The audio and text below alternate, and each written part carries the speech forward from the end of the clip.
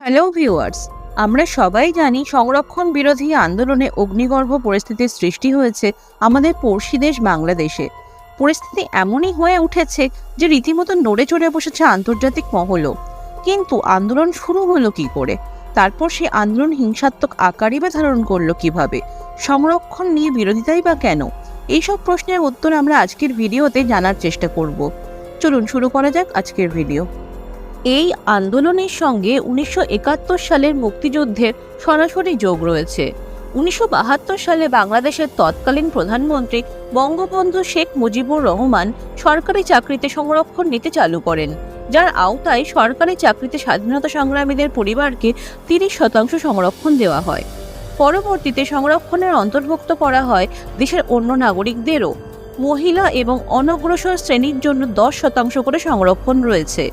জনজাতি সম্প্রদায়ের জন্য 5% এবং প্রতিবন্ধিতার জন্য রয়েছে 1% সংরক্ষণ, অর্থাৎ 56% পদই সংরক্ষিত। জেনারেল ক্যাটাগরির জন্য পড়ে থাকে মাত্র 44% পদ। হিসেব বলছে প্রতি বছর বাংলাদেশে 3000 শূন্য পদে নিয়োগ হয়। সেই তুলনায় প্রায় 4 লক্ষ পড়ুয়া প্রতি বছর স্নাতক হন। ফলে সরকারি চাকরির আকাল রয়েছে এই দেশে। তাই স্বাধীনতা সংগ্রামীদের পরিবারের জন্য সংরক্ষিত 30% সংরক্ষণ নিয়েই রোষ তৈরি হয়েছে।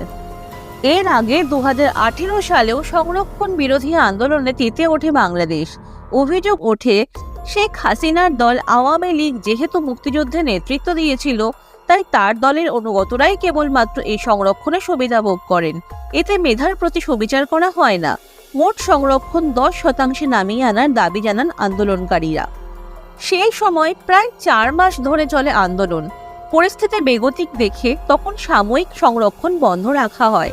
সেই 2018 থেকে সমস্ত ধরনের সংরক্ষণ বন্ধ করে রাখে হাসিনা সরকার। কিন্তু আবার স্বাধীনতা সংগ্রামীদের ফ্যামিলি থেকে তাদের রিজার্ভেশন ফিরিয়ে আনার দাবিতে কোর্টে অ্যাপিল করলে গত 5 জুন 2024 বাংলাদেশ হাইকোর্ট সরকারি চাকরিতে 30% সংরক্ষণ ফেরানোর পক্ষে রায় দেয়। সংরক্ষণের নামে বৈষম্য চলবে না বলে এবার সরব হন আন্দোলনকারীরা। দেশের সংবিধানে অনগ্রসর শ্রেণী বলে চিহ্নিতদেরই সংরক্ষণের আওতায় আনা যাবে বলে তারা দাবি জানান। সব মিলিয়ে সংরক্ষণকে 5% নামিয়ে আনতে হবে বলে দাবি করেন আন্দোলনকারীরা, যার আওতায় জনজাতি এবং প্রতিবন্ধী মানুষজনই কেবল সংরক্ষণের সুবিধা পাবেন।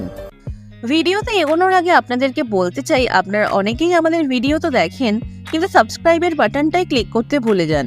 এটা আপনাদের জন্য হয়তো ফ্রি, কিন্তু আমাদের জন্য খুবই উৎসাহের কারণ। তাই অবশ্যই চ্যানেলটা সাবস্ক্রাইব করে আমাদের পাশে থাকবেন। আর এই ভিডিওটা দেখে যদি আপনাদের মনে হয় আপনারা এই ভিডিও থেকে কিছু জানতে পেরেছেন, তাহলে অবশ্যই ভিডিওটা লাইক করে দেবেন এবং বেশি বেশি করে শেয়ার করে দেবেন। এখন আমরা যে হিংসাত্মক আন্দোলন দেখছি সেটা প্রথম দিকে শান্তিপূর্ণই ছিল। মূলত ঢাকা বিশ্ববিদ্যালয়ের ছাত্ররাই আন্দোলনে নেতৃত্ব দেন। কিন্তু গত কয়েকদিনে আন্দোলন ধীরে ধীরে হিংসাত্মক আকার ধারণ করে। আন্দোলনকারীদের দাবি তারা শান্তিপূর্ণভাবেই আন্দোলন করছিলেন, কিন্তু আওয়ামী লীগের ছাত্র সংগঠন বাংলাদেশ ছাত্রলীগই প্রথম হামলা চালায়, যাতে সহযোগিতা করে পুলিশও। একাধিক জায়গায় পুলিশের সঙ্গেও সংঘর্ষ বাধে আন্দোলনকারীদের। পুলিশের বিরুদ্ধে নির্বিচারে রবার বুলেট চালানোর অভিযোগ ওঠে। আন্দোলনকারী ছাত্রদের লক্ষ্য করে গুলি চালানো হয় বলেও অভিযোগ। এখনো পর্যন্ত মোট 6 জনের মৃত্যুর খবর সামনে এসেছে, যাদের মধ্যে ছিল 3 ছাত্র। গুলিবিদ্ধ হয়ে মৃত্যুর কোলে ঢলে পড়া এক ছাত্রীর ভিডিও ছড়িয়ে পড়ে সোশ্যাল মিডিয়ায়। নিখোঁজও রয়েছেন কয়েকজন। দেশের বিভিন্ন প্রান্ত থেকে সংঘর্ষের খবর উঠে আসছে। এখনো পর্যন্ত বহু মানুষ আহত হয়েছে বলে খবর। এই পরিস্থিতিতে অনির্দিষ্টকালের জন্য সমস্ত স্কুল, কলেজ, বিশ্ববিদ্যালয় বন্ধ রাখার নির্দেশ দিয়েছে বাংলাদেশ সরকার। এমন পরিস্থিতি নিয়ে অ্যামনেস্টি ইন্টারন্যাশনাল, আমেরিকা সবাই উদ্বেগ প্রকাশ করেছে। রাষ্ট্রপুঞ্জের সাধারণ সম্পাদকের মুখপাত্র স্টিফেন দুজারিক বাংলাদেশ সরকারকে অনুরোধ করেছেন ছাত্রদের অধিকার রক্ষা করতে এবং শান্তিপূর্ণভাবে সমস্যার সমাধান বের করতে। কিন্তু আন্দোলন নিয়ে শেখ হাসিনা যে মন্তব্য করেছেন তা কার্যতই আগুনে ঘি ঢেলেছে। তাকে বলতে শোনা যায়, স্বাধীনতা সংগ্রামী পরিবারের ছেলেমেয়েরা কি মেধাবী নন? শুধুমাত্র রাজাকারদের ছেলেমেয়েরাই কি মেধাবী? এই রাজাকার কথাটি ঘিরে নতুন করে তেতে উঠেছে পরিস্থিতি। মুক্তিযুদ্ধের সময় পাকিস্তানকে সমর্থন করেছিলেন যারা, তাদের বিশ্বাসঘাতকতা বোঝাতেই ওই শব্দটির ব্যবহারের চল রয়েছে বাংলাদেশে। শব্দটির আসল অর্থ বেঈমান। 1971 সালে জেনারেল টিক্কা খান তৎকালীন পূর্ব পাকিস্তানে ইসলামাবাদে কর্তৃত্ব বজায় রাখতে আধা সামরিক বাহিনী গড়েন। মুক্তিযুদ্ধ দমনে ওই বাহিনীকে ব্যবহার করা হয়।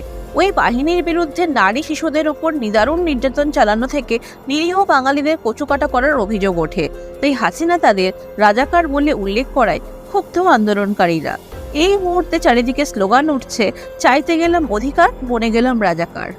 কিন্তু এখানে একটা টুইস্টও আছে। হাইকোর্ট থেকে 30% রিজার্ভেশন ফিরিয়ে আনার আদেশ দেওয়ার সাথে সাথে সরকারের পক্ষ থেকে এই আদেশের এগেনস্টে সুপ্রিম কোর্টে অ্যাপিল করা হয়। অর্থাৎ একদিক থেকে ভাবতে গেলে আন্দোলনকারী স্টুডেন্টস আর সরকার একই নৌকোতেই রয়েছে। সরকারের তরফ থেকে এই অ্যাপিলের ওপর বেস করে আর ছাত্র আন্দোলনের আকার দেখে সুপ্রিম কোর্ট 1 জুলাই 2024 এই রিজার্ভেশনকে 4 সপ্তাহের জন্য সাসপেন্ডও করেছে। সুতরাং এই মুহূর্তে বাংলাদেশে কিন্তু 30% রিজার্ভেশন সিস্টেমটা নেই, কিন্তু তাতেও প্রোটেস্ট থামছে না। তার কারণ স্টুডেন্টদের ভয় হাসিনা সরকার আদালতকে সামনে রেখে 30% রিজার্ভেশন সিস্টেমকে আবার নিয়ে আসবে। এখানেই শেষ নয়, এই প্রোটেস্ট শুধু এই রিজার্ভেশনের এগেনস্টে সীমাবদ্ধ নেই। 170 মিলিয়ন দেশবাসীর মধ্যে 32 মিলিয়ন যারা শিক্ষিত কিন্তু বেকার। লাস্ট ইলেকশনেও শেখ হাসিনার আওয়ামী পার্টি বিনা প্রতিদ্বন্দ্বিতায় ভোটে লড়েছে, কারণ মেন যে অপোজিশন পার্টি বিএনপি তারা ইলেকশন বয়কট করেছিল রুলিং পার্টির কিছু সিদ্ধান্তের প্রতিবাদে। এই প্রোটেস্ট এখন শুধু ছাত্র আন্দোলনের মধ্যে সীমাবদ্ধ না থেকে জনরোষের আকারও নিতে পারে। সরকারের তরফ থেকে এটাই বলা হয়েছে যে এই রিজার্ভেশন ম্যাটারটা কোর্টে বিচারাধীন, তাই তারা নিজে থেকে কিছু করবে না বা বলবে না। এবার শেখ হাসিনা গভর্নমেন্ট কিভাবে এই পরিস্থিতি সামাল দেয় সেটাই দেখার।